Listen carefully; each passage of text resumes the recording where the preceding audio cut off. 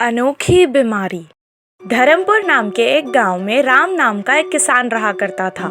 उसके पास जमीन थी जिसमें वो अपने फलों का बाग लगाता था।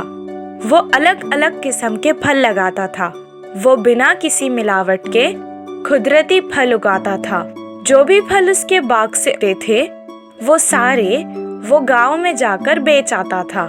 फल ले लो, फल ताजे ताजे, मीठे मीठे मजेदार फल। उसके फलों की मिठास और उसकी ईमानदारी से लोग प्रभावित होकर सारे फल खरीद लेते थे। बहुत लोगों को तो वो मिलते भी नहीं थे। फल बेचकर जो आमदनी मिलती वो उससे उसके परिवार का पालन पोषण करता था। ऐसे ही कुछ साल बाद वो बूढ़ा हो गया। वो अपनी जिम्मेदारी अपने इकलौते बेटे गोपी को देना चाहता था।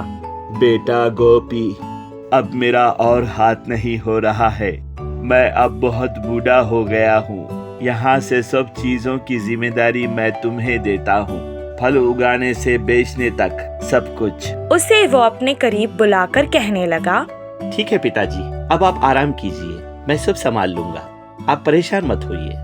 बेटा, एक बात का हमेशा ख्याल रखना, अगर कोई हम पे भरोसा करता है तो कभी उसका भरोसा नहीं टूटना चाहिए। ठीक है पिताजी, मैं भी आपकी ही तरह ही कारोबार में कामयाब हो जाऊंगा। तब से गोपी खुद ही बाग में फल उगाता और उनका व्यापार करता था। फल ले लो, फल ताजे ताजे, मीठे मीठे मजेदार फल।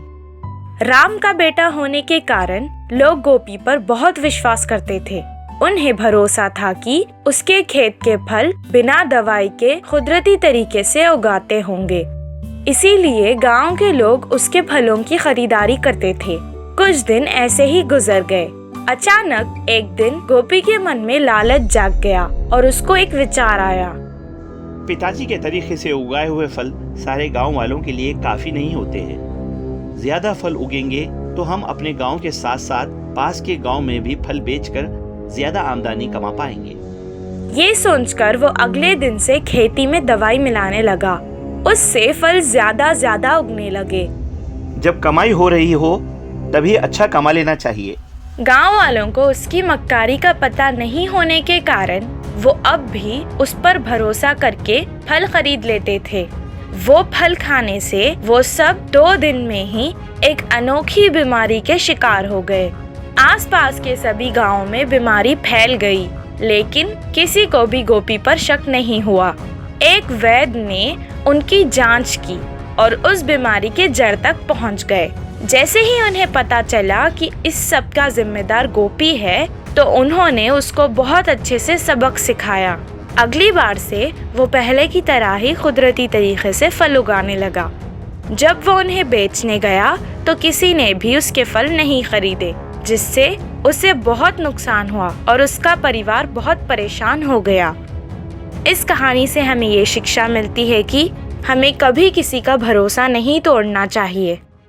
साधु की महानता। रामपुर नामक गांव में धर्म नाम का जमींदार रहा करता था। उन्हें विरासत में बहुत संपत्ति मिली।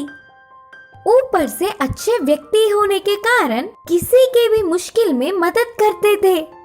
उसी गांव के पास के जंगल में एक पेड़ के नीचे बैठ एक साधु हमेशा ध्यान करता था। गांव के सारे लोग ये मानते थे कि वह साधु बहुत ही महान व्यक्ति है और उनकी कही हुई बात धर्म के विषय में सच होने पर उन पर विश्वास किया। तब से वह साधु को अपने गुरु मानकर अच्छाई हो या बुराई उन्हें सब कुछ बताता था। किसी भी प्रकार की छोटी सी विषय में भी उनकी सलाह लेता और उनकी सलाह के बिना धर्म एक कदम भी आगे नहीं बढ़ाता। एक दिन अपने गुरु की महानता की तारीफ करते हुए बहुत ही कीमती शॉल से धर्म ने उनका सत्कार किया और गुरु ने भी उसे बहुत खुश होकर स्वीकार किया।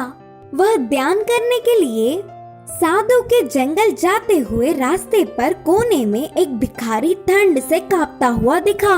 उसकी स्थिति पर दया आकर अपने हाथों की उस कीमती शॉल को उसे दे दिया। दूसरे ही दिन वह जमींदार उसी तरफ जाने से उसकी दी हुई शॉल को भिखारी के पास देख उसे बहुत गुस्सा आया। गुस्सा आने पर भी गुरु पे ना निकाल पाते हुए मौन रह गया। कुछ दिनों के बाद दूसरे मौके पर धर्म ने गुरुजी को सोने के खड़ी तोहफे में दिया। उन खड़ियों को बेटी की शादी करने के लिए संघर्ष कर रहे एक गरीब को गुरु ने दे दी। यह बात जानकर जमींदार धर्म ने तुरंत गुरुजी को बुलवाकर गुस्से से पूछा, आपके प्रति सम्मान से मैं ये तोहफे दे रहा हूँ, तो उन्हें आप अपनी मर्जी से जैसे चाहे वैसे सबको बांट रहे हो, क्या ये उचित है? उसका जवाब देते हुए गुरुजी ने कहा, दान करने का मतलब है कि वह वस्तु हो या पैसे, अब हमारे नहीं करके पूरी तरह मानना है। अपने किए हुए दान को याद रखकर मुझसे प्रश्न कर रहे हैं, यानी कि आप अभी भी उस वस्तु को अपना मानते हैं। ऐसे तो दान का फल आपको नहीं मिलेगा। फिर भी आप पूछ रहे हो, इसीलिए बता रहा हूँ। मुझे लगा कि उस वस्तुओं की जरूरत मुझसे ज्यादा उन्हीं को है, इसीलिए उन्हें दे दी। बस यही बात थी, मुझे आपका अनादर नहीं करना था। उनकी बातों से धर्म अपनी गलती जानकर गुरुजी से क्षमा मांगा। छोटे की होशियारी। भीमपुर नामक गांव में चंदू नाम का लड़का रहता था। वह उम्र में छोटे होने के बावजूद पढ़ाई, खेल कूद सब में पहले रहता था। किसी भी काम को आसानी से कर लेता था, फिर भी अपने आप की बड़ाई कभी नहीं करता था। उसी गांव में बलिरा बंडारेड्डी नामक दूसरा युवक भी रहता था। वह अपने बहुत ही भारी और बड़ी आकार के शरीर से गांव के लोगों को डराता था। ओए, इस भीमपुर में मुझसे ज्यादा हिम्मत वाला और बलवान कोई नहीं, मेरे मुकाबले में कोई नहीं, आया भी तो समझो गया। बोलते हुए चट्टान के पास बैठ अपने आप की हमेशा बड़ाई करता था। भंडारेड्डी के हट्टे कट्टे शरीर को देख सब उसके बातों को सच मान लेते थे, लेकिन सच में तो वह बहुत ही डरपोक था। ऊपर तो ऐसे हिम्मत वाले और भलवानों की तरह बोलते हुए नाटक करता। ऐसे कुछ दिन बीत गए। एक त्योहार के दिन उस गांव के सारे बड़ों ने अपने गांव में बहुत ही हिम्मत वाला और होशियार कौन है जानने की इच्छा से मुकाबला करने का निर्णय किया। तब गांव में सबसे बड़े आदमी ने कहा, मुकाबले के अनुसार उस गांव को छूते हुए एक घने जंगल से आधी रात को चलना शुरू करना है और सुबह तक जंगल के उस पार के गांव में पहुंचना है। प्राणों को बचाकर बाहर निकलने वालों को मुकाबला जीतने पर 1 लाख का इनाम है। मुकाबले के नियमों के अनुसार इस जंगल में भाग लेने वालों को सिर्फ जंगल से ही जाना होगा। उनकी रक्षा में एक तलवार और एक भाला देके भेजेंगे। भाग लेने वालों को किसी भी प्रकार की जंगली जानवर या जहरीली जानवरों के मारने पर गांव के बड़ों या लोगों का इसके जिम्मेदार कोई भी नहीं होंगे। इस मुकाबले में भाग लेने वाले कोई भी तैयार है क्या? करके गांव के बड़े के पूछने पर प्राण खोने के डर से कोई आगे नहीं आया। इतने में बंडारेड्डी के अकेले ही आगे आने पर सब साइलेंट हो गए। मुकाबले के लिए और कोई तैयार है क्या? करके फिर से बड़ों के पूछने पर छोटू चंदू भी भाग लेने के लिए आगे आने पर सब चौंक गए। ये काम उतना आसान नहीं। करके बड़ों के समझाने पर भी मैं भी कोशिश करना चाहता हूँ, बोलकर चंदू आत्मविश्वास के साथ बोलने पर सब मान गए। आधी रात को 12 बजे को मुकाबला शुरू हुआ। बंडारेड्डी और चंदू को जंगल में एक दूसरे से दूर अलग अलग प्रांतों से मुकाबले के लिए तैयार किया।